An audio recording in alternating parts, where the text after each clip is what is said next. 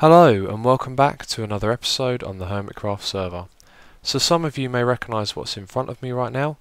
It's obviously a sugarcane farm, but this is the design that Efo showed off in his latest video, and as soon as I saw it I absolutely loved it. Now I always think with farming that you should use redstone and pistons and things like that, but this is just brilliant because when it's fully grown you can just walk through like this holding click and harvesting absolutely tons of the stuff. And I think it's almost better to do it that way. Makes a little change from pressing a button and getting everything on demand. So yeah, I decided as soon as I saw it that I wanted to have one of my own, so I came up to the hill here and I started making one. It didn't get as big as his one, but it is fairly big, and I did have plans to make it a little bit bigger, but I thought enough's enough. We don't want to dominate the island with a farm like this that's too big. Yeah, and you can see you just get absolutely tons of it from this. But yeah, for those of you that may have seen it as well and wanted to know how you make this, well, I thought I'd give you a quick explanation. The pattern that the water is placed in means that you can plant sugarcane all the way around it, and it's the most efficient way of placing the sugarcane. So if we were to take a square area of land and we wanted to get the most amount of sugarcane planted, this would be the technique that you used. So what you would do is you go in and you dig down 2 blocks and you'd place a lighting block underneath, or you could even dig down 3 and place a torch with glass above it. And that's just so that mobs won't spawn at night. And then you put water above that block and a lily pad on top. So when you're walking around you're not going to fall into the water, and also the drops that land on the ground will land on the lily pad and not in the water. And then the technique for placing this that you use is to, let's say we dig one hole here. Then you're going to go forward 1 block to the side 1 and then forward again, and then you place another one there, and you just keep repeating that pattern. Then if you want to go to the side and place another one, you need to turn to the side that you want to place it on and go 1, 2, and then you place it there like that. So if we were to come here and go 1, 2 and place it there, and we'll do just one more for this example, 1, 2 and place it there. Now sugarcane can only be planted on blocks that are adjacent to the water block, so they can't be placed on the corner here, and it's because that one there that this sugarcane can be planted there. So just have a look at this and you'll see that you can place sugarcane on all 4 of these blocks as they're all on the side of these, and there again. So that's all there is to it, and this farm is just about the right size I think. I did plan to make it a little bit bigger, and then as I was building it I realised that we're probably going to have plenty of sugarcane just from this farm here. So I just want to finish it off by going around the outside, placing some stone bricks to give it a little bit of structure or something like that. And then down the front here I was thinking that we could make a little entrance to it, maybe have a little pathway that leads up to the sugarcane farm. Okay, I'm really not happy with the way this looks. In my mind I thought it would look a lot better having a little stone brick wall around it like this, but it just kind of looks big and bulky and yeah, not really anything to look at. So what I think I might do is dig away all of these stone bricks and just leave the ones at the top, and then maybe put these 1 block back so it's like it has a little ledge at the top or something, and then I could put some grass around the front of it. But I'll play around. I want to get a sort of natural look going on as well. This looks a lot better with the ledge. Managed to get a bit more grass in front of it. Still doesn't look quite like I thought it would, but it's definitely a lot better. And this little bridge leading up that I built at the moment, not too keen on it because yeah, there's just a sharp slope here, so I'm going to try using some half slabs and have it gradually make its way over to this bit here. Okay, that'll do for now. Probably overthinking this at the moment. Maybe sometime in the future I'll come and make this look a little bit nicer, but for now there's a way to get up here, and this is going to link up to the paths, and the paths are something I don't think I've talked about before in the LP. I plan on having paths that go around the island to all the different places, nice natural looking ones. Well, I say natural, you know what I mean, kind of man-made and humble, nothing like a road, just some basic paths, and that'll all hook up to the central hub here on the island, but that's something for another day. What we're going to be doing in this episode is checking out furnaces, because we can now get XP from them in 1.3. And a friend of mine, Sci Guy Ryan, made me aware of this because he can read the game code, and he was looking into how furnaces work and how we get XP from them, and he's found a lot of interesting stuff. So we're going to be learning about that and doing some testing as well. So in Minecraft 1.3 they added XP to smelting, so if you put some items in a furnace then you'll get some XP in return. And like most people, I didn't really think about this at all. I just accepted that it was there, and Ryan's actually had a look through the code and found out that you get different amounts of XP based on what items you smelt. So first of all, let's have a look at that, and this is what he's got out of the game code. I haven't tested any of this to confirm yet, but we'll do some of that later. So diamond ore, gold ore and emerald ore will give you 1 XP for every block that you smelt. And then redstone and iron will give you a fraction of that, which is 0.7, and you can't actually get a fraction of XP itself, so I'll explain how that works in a moment. And then your foods, which is chicken, pork, beef and fish, they all give you 0.3, and clay, cactus and lapis will give you 0.2 XP, and then wood, coal ore and sand and cobblestone will give you the least of all, which is 0.1. So we now know how much XP each item or block is worth when it's smelted, and a moment ago I mentioned about fractions, so I'll explain that to you now. So let's say that we had some wood that we wanted to smelt and we wanted to get XP from it. Well, the first rule to understand is that if you already have over a whole value, then it's going to get rounded down. So let's say we put 15 woods, that would be equal to 1.5 XP. Now because we already had a whole number, the whole number being the 1, it will always get rounded down. So even if we had 1.9 or 2.9, etc., it would always get rounded down to the whole number. Now let's say that we had under the value of 1, then this is where the rule is different. There's a possibility that you can actually round the number up to 1. So we're not 100% sure how this works, but I'll try and explain it. I think how it works is if you just had one piece of wood, you'd have 0.1, and that would give you a 1 in 10 chance of it getting rounded up to 1 XP. Now if you put 9 pieces of wood in there, you'd have 0.9, and when you smelted that, you'd have a 9 in 10 chance of it getting rounded up to 1 XP. So basically, the closer it is to a whole number, the more chance it has to actually be rounded up. But it is only a chance, so if you put 0.9 or 9 blocks of wood in, then there is a chance that you'd actually get no XP whatsoever. So you may be wondering, what does all of this mean? And I'm fairly sure that most of you have already figured it out, but it means that we can actually waste the amount of XP that we could potentially get from the items we're smelting. And this will also counterbalance and mean that we waste some of our fuel as well, but if you're like me and you do a lot of caving, then you've got absolutely tons of coal and there's really no worry about that. So let's say that we had a stack of cobblestone and we were to smelt that, we would get 6.4 XP from it. Now that 0.4 would be a waste because we wouldn't actually get it, the numbers would get rounded down. So it means that when you're putting in items into your furnace, you should be considering what their XP values are if you want to maximise the amount that you get from those items you're smelting. So with cobblestone you're only going to put 60 in at a time and then you'll get 6 XP. And yeah, all those extra 4s that get left over from your stacks, they'll add up and you can smelt them again on their own and you'll get more XP for them. So if you aren't too good with numbers, I'll explain to you the amounts of items that you can actually put into a furnace so that you won't waste anything. So the ones you don't have to worry about are these ones with the value of 1. You can put in as many as you like into a furnace and you'll never lose any XP. Now to make sure you get the most out of your redstone ore and iron, it's the same amount as chicken, pork, beef, fish and also these ones down here, wood, sand, cobblestone and coal ore. You have to put 10 in at a time, so 0.1 times 10 will give you 1 XP, 0.7 times 10 will give you 7 XP, and there's no lower number than that which will be a whole number, and the same thing applies to 0.3 as well. The first time it appears again as a whole number is when you times it by 10, so then you'll get 3 XP for 10 pork if you were to put them into a furnace. And then cactus and lapis and clay, you can put 5 of those in because 5 times 0.2 will give you 1 XP. So just to summarise again, these ones don't matter. Then your 0.7s, 0.3s and 0.1s you want to put 10 in at a time, or a multiple of 10, and then your cactus, lapis and clay, your 0.2s, you can put in 5 at a time.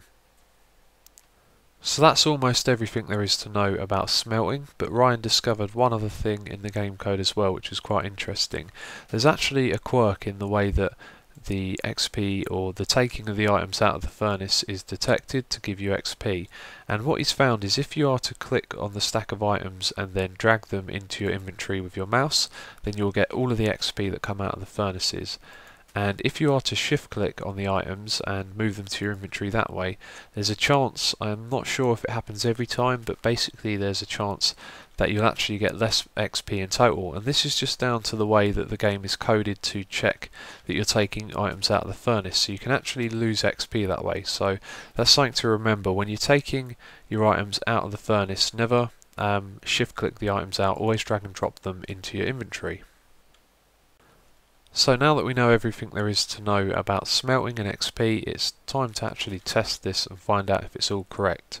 So what I have over here is a bed to set my spawn and a 2 deep water hole so that I can drown myself in, and that's so I can reset my XP value. And then we have a chest here to put all of my items in. So the first test that I want to do is to test the whole deal with the fractions. If we were to put 1 wood in at a time, then we would have a lower chance of getting XP, and if we were to put 9 in at a time and smelt them, we should have a much higher chance. So that's the first thing that we're going to test. We're going to put 1 in each of these and see how much XP we get in total, and then the second time round we'll put stacks of 9 in each one. Okay, we are ready for the first test. So let's see.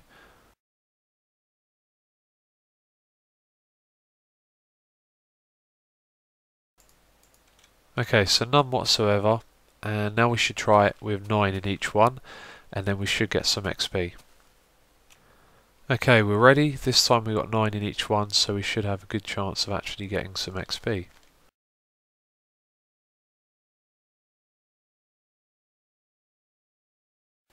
Okay, that was interesting. I actually got XP out of each and every one of those. I counted them as I went along. Got 8 XP in total. So I think what we should actually do is a test with, say, half a stack. So we'll put in, sorry, half a stack. We'll put 5 in each one and see how much XP we get from that. Okay, I've reset my XP count so we can take all of these out.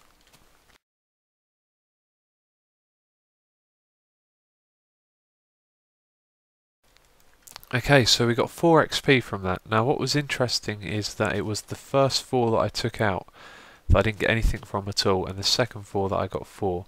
And considering this is half of 10 and 10 would give us 1 XP, to get exactly 4 from that, I don't know, maybe there's something else at work here.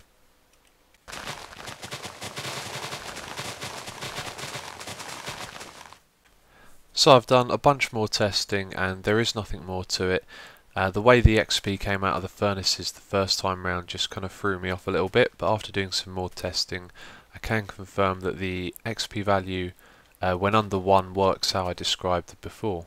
So what we should do now is test that it works when it's over 1. So what I'm going to do is put 19 in each one of these and we should get 1 XP from all of them. Okay, all of the furnaces have finished smelting.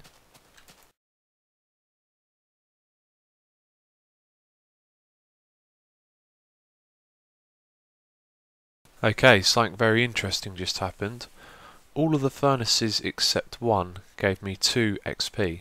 So I guess I'll have to ask Ryan about that and see if that's actually incorrect. So it could well be that the information that Ryan gave me is incorrect, but I'm still waiting for a response from him and I want to move on with the episode, so we'll come back to that later, but it could well be that fractional numbers over 1 do actually round up. So we've got 2 more tests to do. The first of which I want to do is check the values of each of these blocks, although I don't have any emerald ore and I don't really feel like wasting my diamond ore either when I could be using fortune 3 on it. So what I thought I'd do is just 1 out of each group value, so we'll do gold ore, iron ore, we'll do one of the foods, we'll do cactus, and we've already done the ones down here. And he got all of this out of the game code, so it's quite likely that all of it is correct. And then the other test that we need to do after that is the shift clicking one, so I'll smelt up some more piles of cobblestone or something in these furnaces and we'll shift click them out and see if we lose any XP. Okay, let's find out if these values are correct. First of all we have the gold ore, so we should get 1 XP. There it is. Then we have iron ore, so we should get 7 of these because I've smelted 10. So let's count that. We got 1, 2, 3, 4, 5, 6, 7. That's good. And then what do we have next? Food, so we should get 3. And there you go, 1, 2, 3. And then we should only get 1 from this because I've done 5 and it has a value of 0.2. And there you go, 1 XP. Okay, so now for the shift clicking, and I'm not 100% sure how it is that you lose XP, but hopefully this test will be able to tell us something.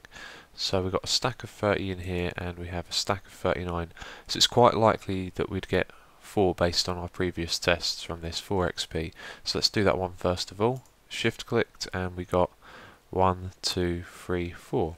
Okay, that's interesting. So we'll shift click this one as well, and then we got 1, 2, 3. So yeah, I'm really not sure how to test that. I could do more of these, but I get the feeling we'll get the same results. So that concludes our testing for now, and hopefully Ryan will get in touch with me before I finish recording this episode so we can find out about shift clicking and also the rounding up of XP. And yeah, thank you Ryan for sharing this with us, because this was all his work. He's the guy who read through the code and figured everything out. He just shared the information with me. So if you guys want to say thank you in the comments, I'm sure he'd really appreciate that. So speaking of comments, there's something that I want to address, and right now if you're wondering what I'm doing a bit of resource gathering, and I wanted to talk to you guys about the comments, because on the previous video, which is actually not the last one I released, it's the one before, because I always record a day in advance. So the video that I'm talking about is the tutorial guide video, and at last it stops raining.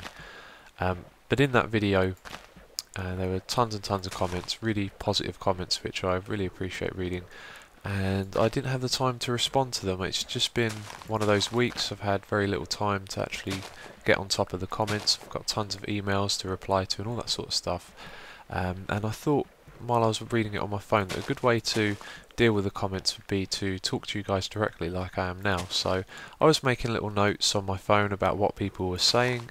I use a program called Evernote, which is really cool. Some of you may know it. You can make a little note on your phone, and then it synchronizes synchronizes to your computer. So right now I've got a list of those notes, and there was a few things that I just wanted to say.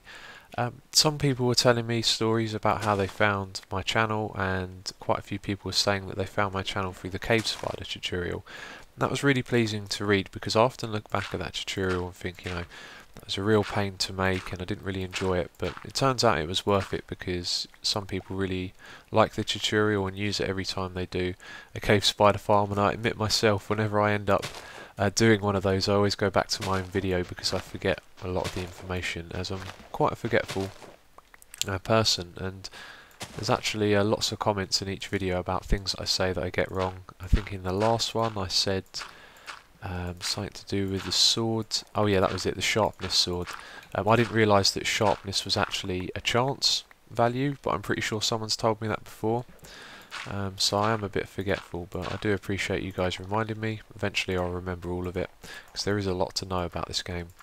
And I'm using an efficiency 4 shovel now with Silk Touch, because I thought it would be easier to pick up the clay blocks rather than the drops that you get, because I'm doing a little resource gathering run, and it's actually not as good. The efficiency is just too overpowered. As you see there, knocking out lots of other blocks as well. But getting a bit off track here, I wanted to talk about the comments, and I was also very pleased to see people answering questions for me. Some people saying things about the texture pack, or asking comments about things that they see in the world that they don't know from like previous episodes, and people responding to them for me, saying, you know, just answering their questions, and I was really humbled to see that. And if you're one of those guys that have been answering other people's questions, I just want to say thank you very much. Normally I like to go in there and comment and say, you know, thanks for helping out, but I just haven't had the time, and I've got a feeling it's going to be more like that at the moment, because I've been very busy lately recording lots of videos and all that sorts of stuff. It's just taking a lot more time than normal. So another thing that I mentioned in that video was not being able to get efficiency 5, and a lot of people corrected me, and a few people asking about it as well, so I thought I'd let you all know now that efficiency 5 you can still get, but you can only get them on iron, stone and gold tools, and you can't get them on diamond. And I could be wrong about gold actually, but you can't get them on diamond basically. They're too overpowered, so they removed efficiency 5 on diamond, but you can still get it on iron tools as well. And that was something I wanted to do. I wanted to do some tests on enchanting, because I haven't been getting a lot of fortune free. So what I thought we could do next is another little test. I'm going to go into a creative world, and we're going to in creative mode enchant tons and tons of picks and see how often we get a fortune free one. Now there is a possibility that the fact that we're in creative could influence it, but I'm fairly sure that hasn't been implemented. For example, what I'm talking about is if because you're in creative mode, it would automatically give you better enchants, but I don't think that's how it works. So hopefully, maybe I could ask Ryan, he'll probably know. But yeah, we're going to do some tests in creative mode and see how often you'll get fortune free in 1.3.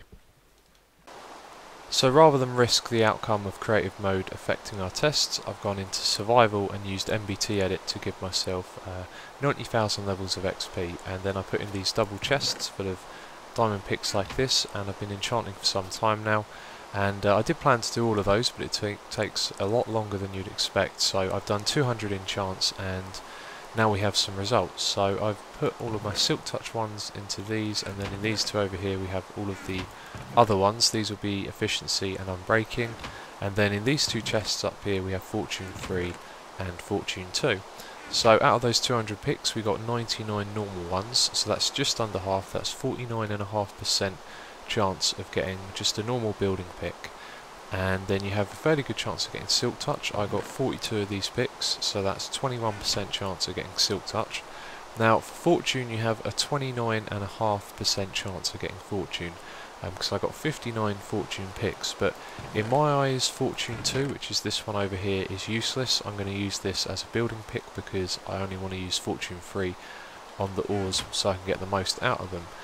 So overall that's a 29.5% chance of getting fortune, but we're only interested in the fortune 3. So there were 37 of these, and that's an 18.5% chance of getting that. So I think I enchanted, let's see, about 8 or 9 picks. So with that percent chance I should have at least got one fortune 3, which I haven't got so far. So next time I go enchanting, I'm going to do 10 or maybe a bit less than that, I don't know, but then there should be a fairly good chance that I get a fortune 3 pick from that. And then the fortune 2 ones, in case you're interested, there's 22 of these, so that's 11% chance of getting that. So now that we know all about the percentage chances of getting fortune, I'm going to keep my eye on that when making enchants on the Hermitcraft server, and then I should get a fortune 3 one before long. Okay, we are back, and I've got to be honest with you guys, this project is starting to get quite tricky. Preparation and planning is often very good for any project. Sometimes stuff is really simple, like the potion room. All we've got to do is build that potion room, and then the rest all kind of falls into place. With this one, I guess the idea or the concept was a little bit flawed. I hadn't thought it through 100%, so I'm going to go through all of the problems I'm having with this at the moment. So first of all, the enchanting table. Why is it here? It's a nice place to put it. I had a really cool image of a room like this, but the thing is, you want an enchanting table to be right next to where you're getting XP, right? And the place that I'll be getting XP on my island is all the way over there at the XP farm. So it means I have to make trips back and forth, and that seems like quite an inefficient thing and a waste of time. So one solution, or a way to cut that down I guess, would be to have a little minecart track from this side of the room going all the way over to the XP farm, and then that might make it less of a hassle. But it still seems like I made a big mistake by putting it here. Kind of rushed into building this because I had a vision in my mind, and often in Minecraft and making videos especially,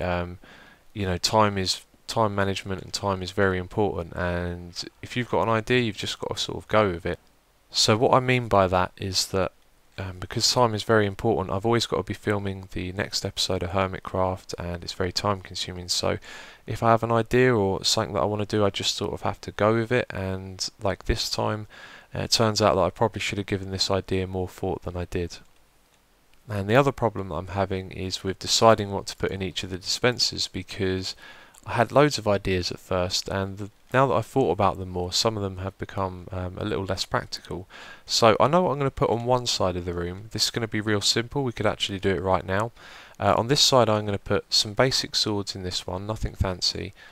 Just ones like this that I can use, general usage. Same with the picks, just building picks, axes, shovels and bows. So whenever I'm running low or I've run out, I can pop down here, click on the item I want, and then I can get it. And this can also create a sort of how would you say, like a gauge for knowing when to go and make more items or not. So I can right click and I say I've got one left, I know it's time to do some enchanting, and that means I can always try and keep these topped up. So on the other side of the room we would have something different. We would have kits, and these kits would give us items specific to doing a task. Now there were quite a few of these I had in mind at first. For example, one would give you a looting sword, which you could use in the cow pen over there, but then I realised that it's probably best to put those next to where you're actually going to use them, otherwise you might be over there and then take a trip all the way here to get your sword and then go all the way back. So some of these kits were, the first one that will actually go here will be my Never Glowstone hunting kit, which is going to be feather falling boots and a silk touch shovel. Now you might be asking why a shovel. I found that efficiency 4, which is what you're most likely going to get doing high enchants on a pick, it really blasted through the glowstone and it took out lots of nether as well. But the thing is with the silk touch shovel is that this takes 1 diamond to make and the pick takes 3, so you could get 3 silk touch shovels, provided in mind when you're enchanting. You're not always going to get them, but over time you will, and you're probably going to use these for other projects. You would have 3 silk touch shovels for 1 diamond pick for the amount of diamonds that you're using. So it works out better to use the shovels, I think, for silk touch. And it seems like it's almost more likely to get it with a shovel, or at least I've got quite a few for the amount of enchants that I've done. But enough rambling about that. I'm going to have a dispenser here for that kit, and I'm just looking at my notes. What was the other kit? Oh yeah, silk touch for when you go mining and fortune for when you're mining your ores. I could probably put the fortune one down here because when I get back and recover and, you know, get myself ready, I'll pop down here, get my fortune pick and mine all of the ores. But the silk touch one seems really pointless to put in here because surely you'd put it next to where you would use it. So I would put it in the strip mine. So as soon as I go down there, I can press a dispenser on the wall, get the silk touch pick and go mining and collect all of the ores. So aside from those things, the only other types of dispensers I can think of at the moment are ones that give you a stack of cobble or a stack of torches and half a stack of food. Now the reason I'd go for half a stack of food is because I've got quite a lot on me this time, but I often keep about half a stack max on me anyway, because you're never probably going to eat all of it between where you get your food from and what you're doing, so you'll always be able to go back and get some more. And then if you die or something happens, you don't really want to use lose all of your food. So I don't know, half a stack seems right. But looking at the stuff on YouTube, we're not going to be able to put the dispensers side by side like I thought we could. So I need to figure out some other kits that we need on this wall here, and I'm hoping you guys can help without that. In fact, in general with this room, please give me your opinions and thoughts, because this project was kind of rushed into and it's sort of falling to its knees at the moment. I'm not really sure what to do with it.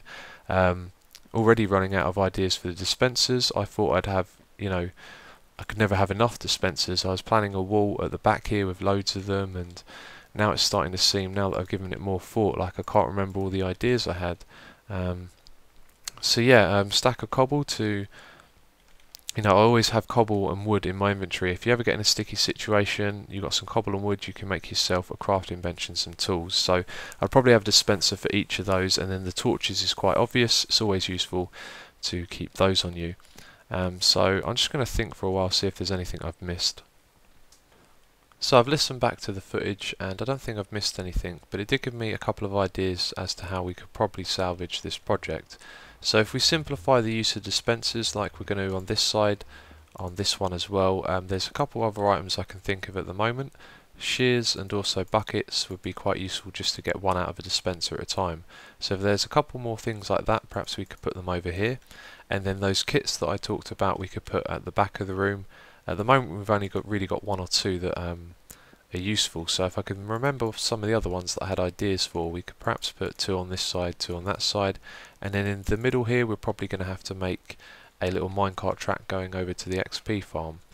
And so the other thing that I thought is that we're probably going to have to ditch, in fact we will ditch the idea of dispensers that give you 64 items. I was quite oblivious actually to how much redstone you needed, and it's really quite a lot and not really practical to put in a compact little area like this.